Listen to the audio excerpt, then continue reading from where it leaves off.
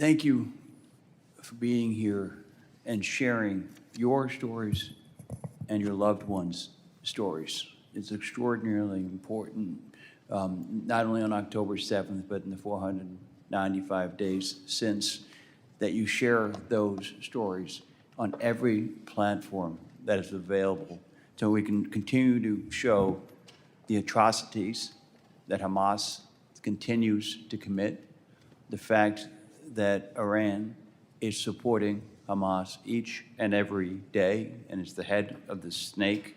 We need to hold the terrorists accountable who masterminded the October 7th attacks.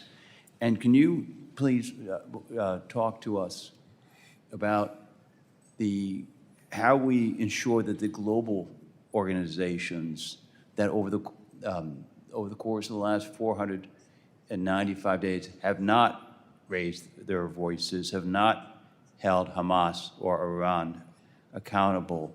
What can we as members of Congress or people who care about your families and your loved ones do to ensure that we have the safe and immediate return and a global effort to make sure that hostages are not taken in the future?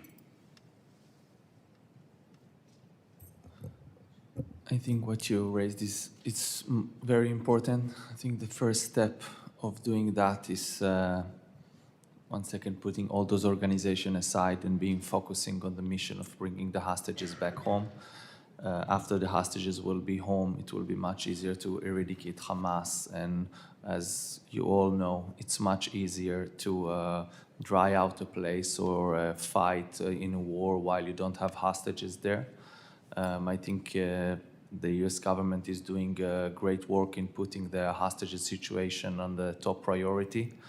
I'm sure as well that we saw this week Khalil al-Hayya meeting with the Hamas terrorists in Iran. So for sure that wasn't a help. You should just emphasize the Iran accountability for that. Make more pressure in Qatar that if they are not making a deal, they've been arrested, you dry out their money. Make sure that into Gaza is not going inside humanitarian aid, which has a long expiry date, because then Hamas cannot gain power. And after that, make sure $1 is not going inside from any organization. No banks are going to be rebuilt in Gaza, and no other way to bring money in. The rest of the organizations, I know you can do all the necessary work to make sure that they will do the right thing the next time. That is the ways I think and I see those things happens. But for the moment, the way to bring the hostages back home is in a deal that you must understand that in day 42, either all of them come back home or you start a deal of a hostage per day, but you need something that will not stop. This deal is problematic because every week to see few hostages is not easy. Must make sure this phase ends, and as soon as possible, we squeeze all the other phases to bring everybody home, and then you can start eradicating Hamas and continue to any plan and future plan containing Arab countries or by the lead of the U.S. alone. We need to bring the hostages home. I absolutely agree with you. May I add?